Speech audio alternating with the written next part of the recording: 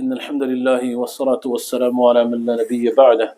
قد قال تبارك وتعالى في كلامه المجيد والفرقان الحميد بعد أعوذ بالله من الشيطان الرجيم. بسم الله الرحمن الرحيم. إن الله وملائكته يصلون على النبي يا أيها الذين آمنوا صلوا عليه وسلموا تسليما.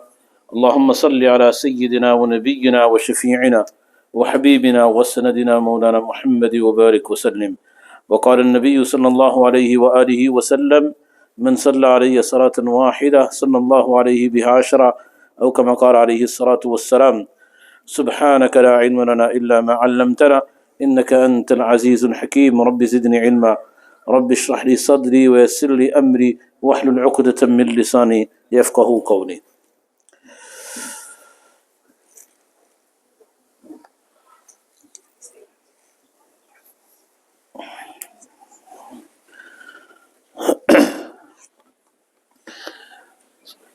Inshallah, this is our 8th in the promised 10. Sayyidina Abdul Rahman Ibn Awf radiyallahu ta'ala an. And after this, inshallah, we will have the 2 that remain as Sayyidina Zubair radiyallahu ta'ala an and Sa'id bin Zayd radiyallahu ta'ala an, which will then complete this series, inshallah. We don't have as much time as we usually have because we need to fit everything in before Isha Salah. So it just depends on where we get, whether there are 2 installments to Sayyidina Abdul Rahman Ibn Awf radiyallahu ta'ala, or just this one. Inshallah, we'll see how far we get, inshallah.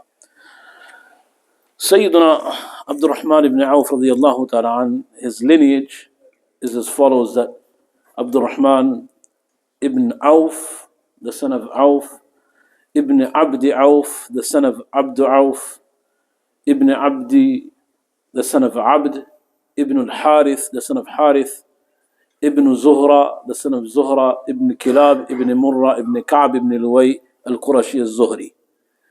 So on the 6th ancestral line, Ibn Kilab is where the lineage of Sayyidina Abdul Rahman Ibn Awf meets with Rasulullah sallallahu alayhi wa sallam's ancestral line. And both his father and his mother's name was Shifa, are from both from Banu Zuhra. So where the Prophet ﷺ then Banu Kilab, they're from Banu Zuhra is where their ancestral line sort of differs. The appellation of Abdul Rahman Ibn Awf is Abu Muhammad. He was known as Abu Muhammad. One of his sons' names was Muhammad, and that's a different discussion. The Prophet ﷺ, he prohibited from keeping the name of Muhammad in that time, but a different discussion, inshallah.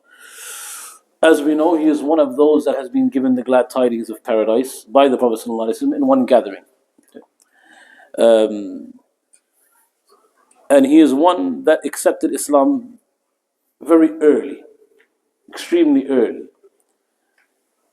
The historians write that he accepted Islam before the Prophet ﷺ even entered and established Darul Arqam, which shows how. And Darul Arqam, don't know if we have time to explain. Darul Arqam is considered the first madrasa in Islam, the first place where Islamic teachings took place. Arqam, whose house, Dar Arqam means the house of Arqam. Arqam was a very, very young companion of the Prophet ﷺ, extremely young Sahabi. His age was approximately, well, the historians, they write in Usud al-Ghaba, it's written that he was between the age of 12 and 16. So he accepted Islam at a very young age, between 12 and 16 years of age. And he was from a very well-established, strong tribe, Banu Makhzum. The leader of Banu Makhzum being Abu Jahl, almost the rivals to the Prophet ﷺ's tribe of Banu Hashim. And so when his father passed, he inherited some properties, including this particular property, which later was known as Darul Arqam. Darul Arqam is located at the foot of Mount Safa. And so obviously with all the renovations and the expansion of the haram, the house itself is no longer there.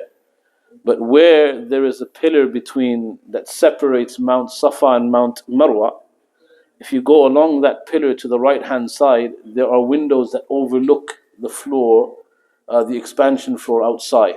The second window is approximately where this house was. So from his property and estate, Sayyidina Arqam, many people don't even know that Arqam was a Sahaba. The name itself is generally associated with the place, Darul Arqam. And we don't understand the significance of Sayyidina Arqam radiallahu ta'ala. So from his estate, he, through the request of the Prophet ﷺ, gave this house to the Muslims. And this is where many Muslims in early Islam would meet and learn about Islam from the Prophet ﷺ. And many accepted Islam in Darul Arqam, in this house. Ammar bin Yasir radiallahu ta'ala an and Suhaib radiallahu ta'ala an together accepted Islam. They met outside. They were both looking for the Prophet ﷺ, and they were informed that something is happening in Darul Arqam. They met outside the house, and Ammar asked Suhaib, "Where are you going?" He says, "Where are you going?" I say, "We want to know about this Muhammad ﷺ. And we've been told," one says that I've been told, the other says I've been told he's inside this house. So they enter the house and they both accept Islam together. Sayyidina Hamza radiallahu ta'ala an accepts Islam in Darul Arqam. Umar radiallahu ta'ala an, his sister's house and brother-in-law's house was on one side of the Mount of Safa. So when he has his episode and what transpires in the house of his brother-in-law, he then comes to seek, the Messenger sallallahu alaihi wasallam is informed he's in Darul Arqam. So Umar radiallahu ta'ala also accepts Islam in Darul Arqam. So many early Muslims accepted their Islam in this place. The first madrasa in Islam. The first place where Islam was taught and the da'wah was propagated by the Prophet ﷺ. And there's the discussion why this house, its location, it's just on the foot of Safa. We have to imagine Makkah different from how we see it today. And we have to imagine the Haram different from how we see it today. So from that mount, going down to the Kaaba, there would be idols surrounded the Kaaba. Pagans would be practicing their worship and doing their worship. There were houses that were scattered around there. And this was almost unimaginable that someone from the tribe of Abu Jahl would have accepted Islam. Someone as young as Arqam, who would have accepted Islam and become the cause of so many others to accept Islam. So in early Islam there was secrecy. And in this secrecy, the Prophet ﷺ would visit the house of Arqam, and there he would propagate Islam. And it tells us the significant impact that an individual can make on others. Arqam radiallahu ta'ala accepts Islam. The historians, they mention he's either the seventh, between the 7th and 10th who accepts Islam at this very young age. And if you think about it, it's in his place that he is gifted to the Messenger sallallahu alaihi wasallam that the likes of Umar radiallahu ta'ala accept Islam. He's facilitated that because the da'wah takes place there.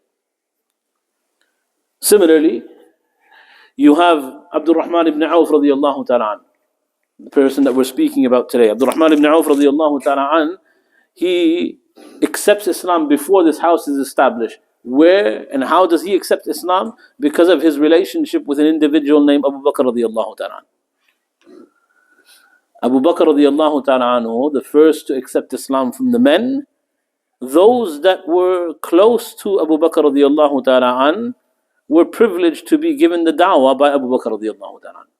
The historians, they mention, from the Ashara Mubashara, either 5 or 6 Sahaba accepted Islam on the hands of Abu Bakr radiallahu ta'ala.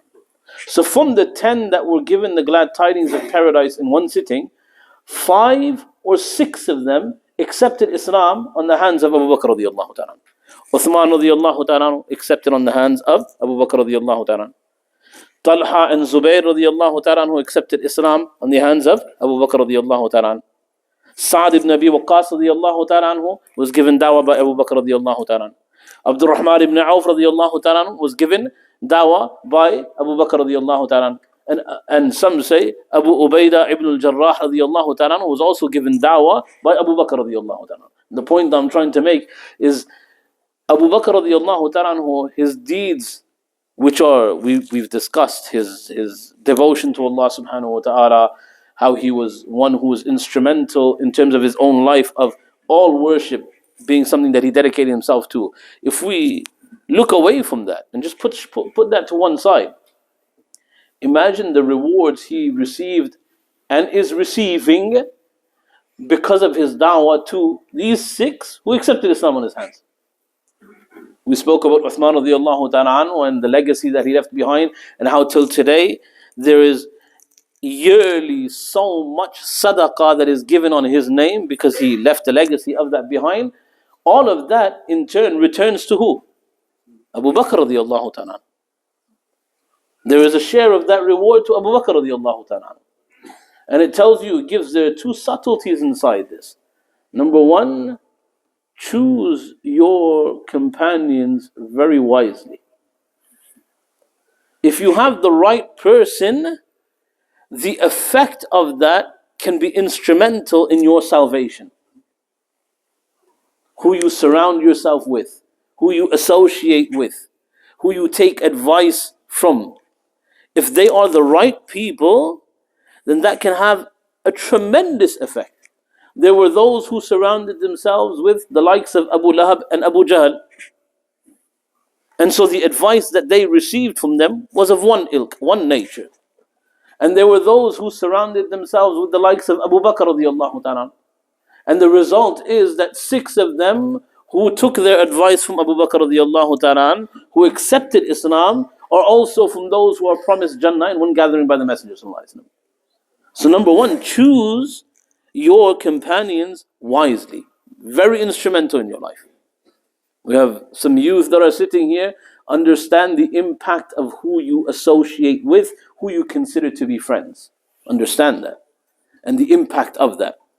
If you have the right people, it will have very profitable, fruitful results in your life, both in this world and in the hereafter. And secondly, there's another side to this as well. It's not only about who you associate yourself with. Second is be positive in the impact of those that are associated to you. So you look at it from 2 perspectives. One, the first perspective is that when you see this, it makes you think that those who I choose as companions, I should choose wisely. But the second perspective is that if you have people that are associated with you, make sure your impact on them is positive.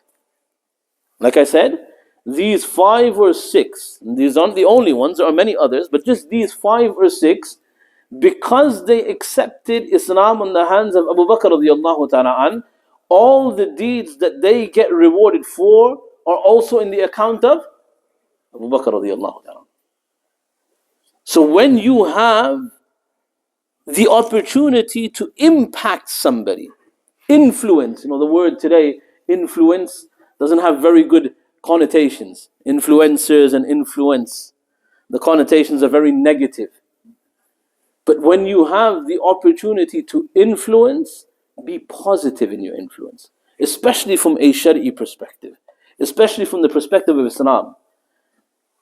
Once, someone that I grew up in Canada, he also studied, became an alim, and he told me, if you're able to do one thing, just facilitate someone's shahada. Facilitate someone's shahada. Because everything that person does afterwards, you'll be a part of in terms of your reward. There will be, and Allah has infinite bounties that He gives. There is no limit to what Allah can give. And so if He gives one person a reward, He doesn't have to do taqseem of that and spread that out. You only get a portion of it. Allah gives the full as well. And it doesn't decrease anything from Allah. So look at how the positive effect of Abu Bakr radiallahu ta'ala, we've been through. We've spoken about Sayyidina Uthman radiallahu ta'ala. We've spoken about Sayyidina Talha radiallahu ta'ala. We've spoken about Sa'd ibn Abi Waqqas. We've spoken about Abu Ubaidah ibn al-Jarrah. And today we're speaking about Abdul Rahman ibn Awf. All of their legacies and their good deeds, Abu Bakr radiallahu ta'ala is taking a share of those rewards as well. Not a share, He is also receiving. So He's not decreasing from them, He is also receiving those rewards. So, choose who you associate wisely, and those that you have an association with, impact them positively. Understand that this is Allah has given you an opportunity. If you have friends, Allah has given you an opportunity.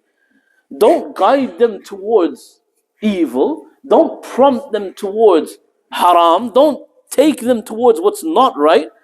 Once I was listening to a clip from Sheikh Sulaiman Mullah, the famous orator from South Africa, Mufti Sulaiman Mullah, and he mentions an incident where we should be careful of how we prompt others, how we instruct others. That just like good deeds, when they are done, they have an effect. And if you prompt others, they have an effect. Similarly, bad deeds have an effect. And if you prompt others towards those bad deeds, it will have an effect as well. So he says that a few friends of an individual who had passed away came to him and said, "We need your help desperately. That our friend has passed away, but somehow he has set something up on his devices that on a daily basis he is forwarding us haram stuff to watch, and it's going to hundreds of thousands of people." Your influence on others, how you affect somebody else, is it positive or is it negative? If it's negative, you take a share in that haram. If it's positive, Allah rewards you as well. So Abdul Rahman Ibn Awf radiallahu ta'ala, let's get back onto Abdul Rahman Ibn Awf radiallahu ta'ala an. He accepts Islam with the da'wah in early Islam, very early, before Darul Arqam is established, on the hands of Sayyidina Abu Bakr Siddiq radiallahu ta'ala an. And he is a devoted Muslim. He participated in all the battles that were there, that were presented in the time of Abdul Rahman Ibn Awf. He was a participant in the Battle of Badr. He was a participant in the Battle of Uhud. And in the Battle of Uhud, he suffered extremely. And he showed his devotion to the Messenger sallallahu alaihi wasallam. We'll get to that inshallah. So Abdul Rahman Ibn Awf radiallahu ta'ala, early Islam, and in initial Islam, he wasn't blessed with a lot of material or wealth. Normal. He made the first migration to Habasha along with the Muslims, and after returning, he also made the migration to Madinatul Munawwara, which was at that time known as Yathrib. And there's a beautiful account, and we're going to carry on from that account of Abdul Rahman Ibn Awf, of when he went to Madinatul Munawwara, what actually happened, what transpired. And we know from the books of hadith that the Prophet ﷺ, for those muhajirun who migrated from Makkah al-Mukarramah and went to Madinatul Munawwara, the people that were in Madinatul Munawwara were known as the Ansar, the assisters, the ones that migrated and the ones that assisted. So when the Muslims migrated, many of them had to leave in very dire circumstances. They had to leave behind property, they had to leave behind wealth, they had to leave behind family members who had not accepted Islam, or nor were they willing to support them. And because their lives, their welfare was at stake, they migrated with the Prophet ﷺ to Madinatul Munawwara. And so what the Prophet ﷺ did is establish something called mu'akhat, or brotherhood, between the muhajirun and the ansar. And literally the Prophet ﷺ would take a muhajir, someone who had migrated, and say that your brother, this mu'akhat that I'm establishing, is this particular sahabi from the ansar. So one migrant would be teamed up and be made as the brother of an ansar, of the helpers. And the individual that the Prophet ﷺ made as a brother to Sayyiduna Abdul Rahman Ibn Awf was Sa'd ibn Rabi'. Sa'd ibn Rabi'. And Sa'd ibn Rabi' radiallahu ta'ala an was prosperous in Yathrib. And so when the Prophet ﷺ made this pact between Abdul Rahman Ibn Awf and Sa'd ibn Rabi', the Prophet ﷺ left him to it, and Sa'd ibn Rabi' pulled Sayyidina Abdul Rahman Ibn Awf radiallahu ta'ala an to one side. And he said that, look, Allah subhanahu wa ta'ala has granted me a lot of wealth. So I will divide my wealth into two. In some riwayat is mentioned, He has given me property. So I will divide my property into two. And fi riwayatin, in one riwayah, I also have two wives. And so you tell me which one you are interested in. I will separate from her. After she has spent her iddah, you can marry her as well. So I will divide my wealth two ways, and you can take half of it.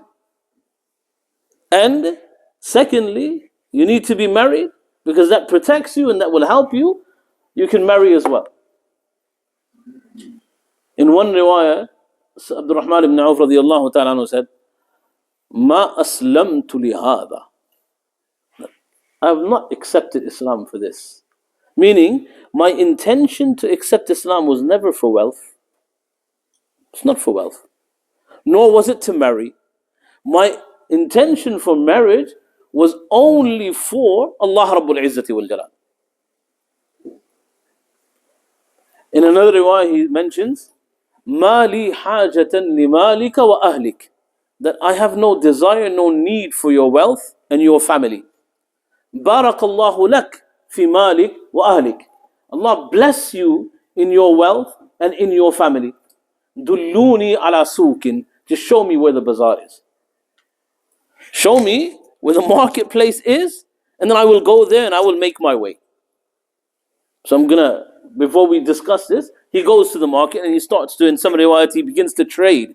And he trades in things like fat that's used to cook, butter, cheese, and things like this. And he makes a bit of money. And with that money, the second thing that was offered to him of a wife, he also, through the proceeds of that business, he marries an Ansari woman. And in one riwayah, he then is walking one day and the Prophet ﷺ sees him. And there are different versions of this, where the Prophet ﷺ sees him and he sees the color of yellow or saffron on the clothing of Abdul Rahman Ibn Awf. And in one riwayah, it mentions he sees the happiness of marriage on Abdul Rahman Ibn Awf. So marriage is meant to be happy. Why are we laughing? Subhanallah. The reaction. The riwayat also actually mentions bashasha. The Prophet ﷺ sees the happiness of marriage on this person.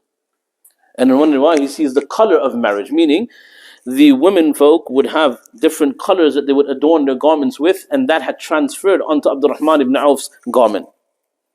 So the Prophet ﷺ says, Mahyam, the word Mahyam is an abbreviation, and it means that what's happened? What's happened? So Abdul Rahman Ibn Awf radiallahu ta'ala says that I've married.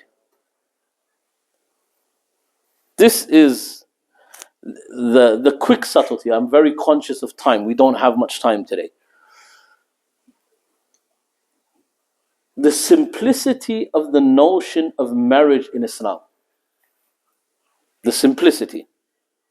It was so simple that Abdul Rahman Ibn Awf felt the need to marry. Marriage was done. He didn't even get around to informing the Messenger sallallahu alaihi wasallam. Now in our case today is that the marriage has to have a certain amount of people. It has to be kept in the grandest of locations. We have to have the most expensive cars. that don't belong to us that we rent to show people that we're coming in on that day. We have to spend ludicrous amounts of money on the food that 90% of the people will actually criticize after leaving. That we compete with one another of how much we spend per plate. That someone will say, my daughter's wedding cost me £40 a person, the other one will be £50, the other one will be £100. But 99% of the people as they're leaving will say there was too much salt, there was too much oil, or they didn't have this, or they didn't have that. A competition. The way the Prophet ﷺ recognized that Abdul Rahman had married, radiallahu ta'ala, was something that he saw on him. He wasn't informed. How simple was the notion of marriage amongst the Muslims. The need arose, he felt he needed to get married, and he got married. Simple. It wasn't that the whole of Yathrib, Madinatul Munawwarah, needs to know that I'm married. It wasn't that there has to be a commotion in society to know that my marriage is taking place. The competition nowadays whose wedding invitation card is better than whose. That's the level of competition that we've stooped to. That it's very disruptive, inshallah. The level of competition in marriage, subhanallah, is extraordinary. Extraordinary. That we look for every small thing. The bridegroom, their people, their entourage that come in, they have to dress a particular way. They have to have the same colored dress. Otherwise the bride gets upset. Whether they can afford it or not doesn't matter. You have to come in this particular dress. What amounts of money are spent on the actual outfits for the day. Food, transportation. I've heard accounts where marriages cost over £100,000. £100,000 for one day. And not even a full day. Recently there was, Allah reward them, there was a couple that got married in India. And they said that any money that you were going to spend, the money for our food. So come to the nikah, but instead of the food, understand that the money we would have spent on the food is going to Gaza, and any money that you're going to give to us, we're going to put in an envelope and send to Gaza as well. The ta'theer, that yes, this day is special, but what could be more special than maybe a child in Gaza benefiting from our wedding day? But ludicrous, the way that we behave in terms of wedding. And the Prophet ﷺ told us what? إِنَّ أَعْظَمَ النِّكَاحِ بَرَكَةً أَيْسَرُهَا مَؤُونَةً. That the nikah that is blessed the most by Allah is one that is done with the most simplicity. The one that has the least expense involved. Or extravagance. Where haram, you're borrowing money to do the nikah. Not because you cannot do it without that, you just want to show others. You want to compete with others. Khayr. Abdul Rahman Ibn Awf radiyallahu ta'ala, he says, Ya Rasulullah, what's happened? You look different. I see the signs of nikah on you. So he says, Ya Rasulullah, I've married an Ansari woman. So the Prophet ﷺ, he asked him, what did you give as mahar? And so he says, وَزْنُ نُوَاتٍ مِّن ذَهَبٍ, a certain amount of gold. And in another riwayah, it's mentioned that, did you give any mahar, dowry? And he says, no. So the Prophet ﷺ takes a nuwat, again a unit of gold, and he throws it at him. And he says, أَوْلِمْ وَلَوْ بِشَاتٍ, that go and do a walima, even if it's with a goat. And before he says this, the Prophet ﷺ says to Abdul Rahman Ibn Awf, Barakallahu lak, Allah bless you. And it's in relation to this gold that's being given, or that has already been given by Abdul Rahman Ibn Awf as dowry to his wife. And so the Prophet ﷺ makes a dua for him that Barakallahu lak, Allah grants you blessings. Abdul Rahman Ibn Awf radiallahu ta'ala says, this statement and my life changed. This one dua of the Messenger sallallahu alayhi wasallam and everything changed. So if you take the second riwayah, he didn't have money to give as dowry, so the Prophet ﷺ gave it, but give this dua as well. Abdul Rahman Ibn Awf radiallahu ta'ala says, Wallahi, and this is recorded by Imam Bukhari rahimahullah, if I picked up a stone, a rock on the path, I felt that there would be gold or silver underneath that for me afterwards. Abdul Rahman Ibn Awf says himself, I was the wealthiest after this of the Quraysh. I was the wealthiest of the Quraysh.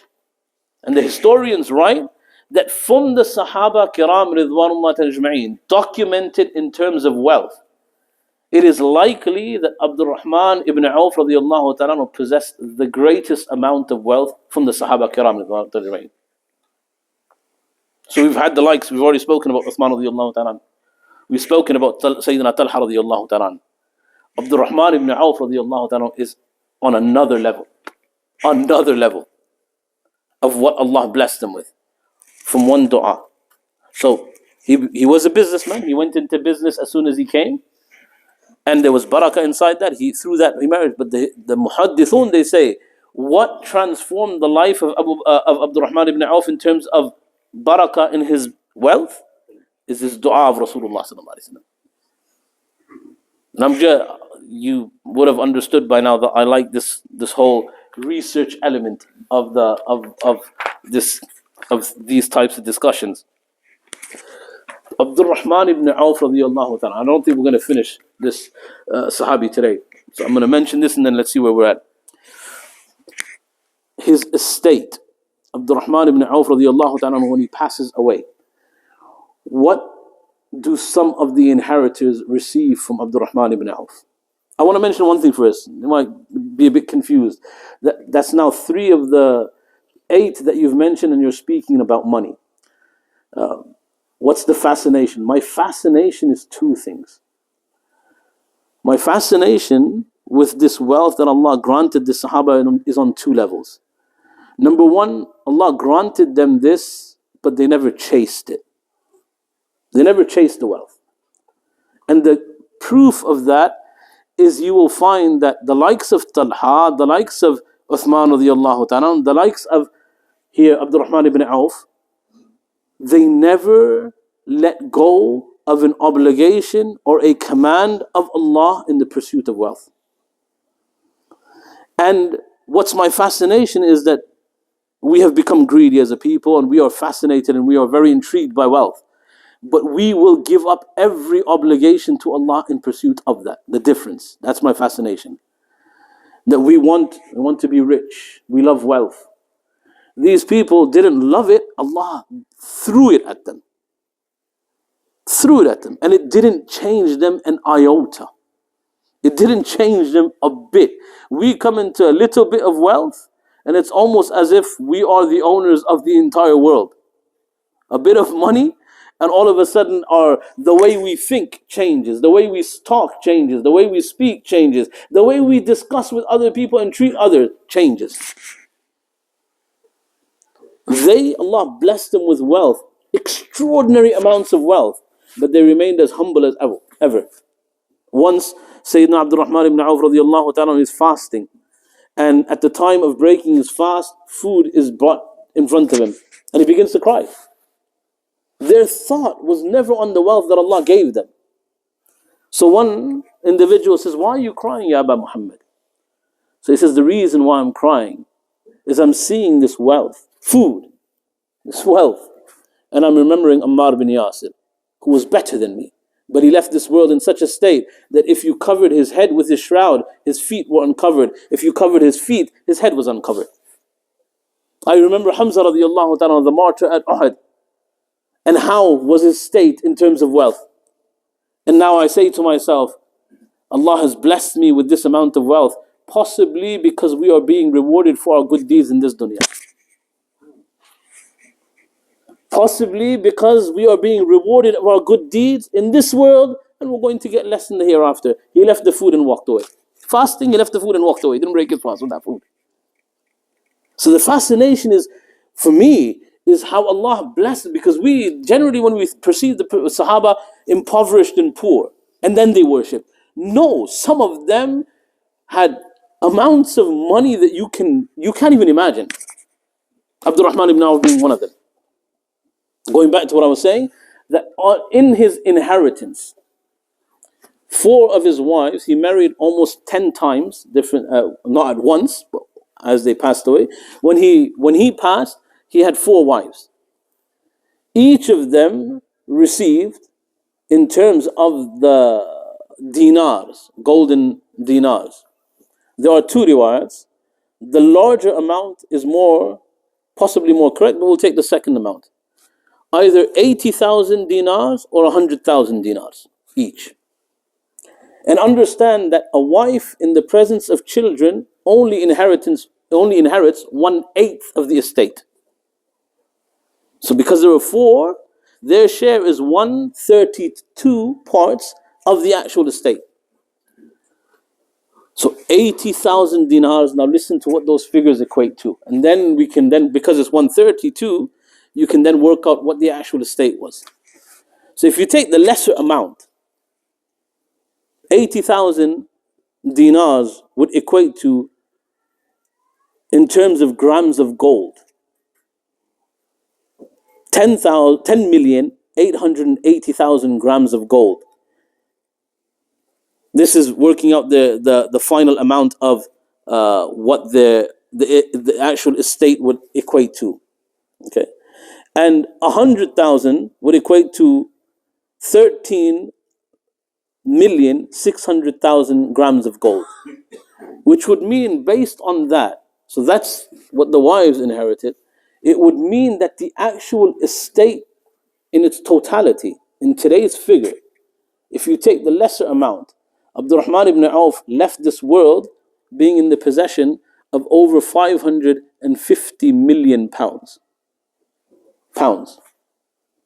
And if you take the larger figure, Abdul Rahman Ibn Awf radiallahu ta'ala left this world being in possession of over 680 million pounds. In today's figures. Numbers that we can't even comprehend in our mind. Yet Abdul Rahman Ibn Awf was not affected by that wealth. This is the fascinating part. It didn't affect him at all in terms of his relationship to Allah subhanahu wa ta'ala. In fact, once he came to Salma radiallahu ta'ala anha and he said, Allah has blessed me with wealth. I'm worried. When do we have that perception that if we have something more in terms of ni'mah, that is something Allah is testing me with, that is going to be effectful for me in a negative way? All we think is, Hal min mazid, Allah, are you going to give me more? Our notion is, Hal min mazid, more. So he comes to Salma radiallahu ta'ala anha and he says that I'm worried that Allah is going to take me to task because of this. And she said, yes, anfiq, spend in the path of Allah. If you're worried about that, then spend in the path of Allah. It comes in the books of Tariq that once he made a transaction with Sayyidina Uthman radiallahu ta'ala an, and he purchased a garden from Uthman radiallahu ta'ala an. And the price of that garden was 40,000 dinars. So millions. 40,000 dinars would equate to 8.5 million pounds. That's how much he bought the garden for. Why did he buy it? Allahu Akbar. He purchased it, and then in Banu Zuhra, the impoverished within them, and the wives of the Prophet sallallahu alaihi wasallam, he didn't see a penny of that garden. He made the transaction, received the money, and the entirety of that money he spent on the impoverished of Banu Zuhra or the wives of the Prophet sallallahu alaihi wasallam. Close to 10 million pounds. He didn't take a penny of that, and every single dinar of that was spent on either the impoverished from that family or Sayyidina or the Ummahatul Mu'minun. And that's why Aisha radiallahu ta'ala anha, when she used to see the son of Abdul Rahman Ibn Awf, she used to say, I make dua that Allah subhanahu wa ta'ala allows your father to drink from the rivers of Jannah. Because of the immense giving that he would give to the Azwaj al-Mutahharat, to the family of the Prophet sallallahu alaihi wasallam. After the Prophet sallallahu alaihi wasallam's passing, the Hajj expeditions, the actual amount of money that was spent by Abdul Rahman Ibn Awf radiallahu ta'ala. Anytime the Azwaj al-Mutahharat would travel to Hajj, they would be on the expense of Abdul Rahman Ibn Awf radiallahu ta'ala. So despite having this wealth, constantly worried, and there is a discussion that needs to be had with that, of the responsibilities that Allah subhanahu wa ta'ala has put on us as believers with wealth, and the understanding of that.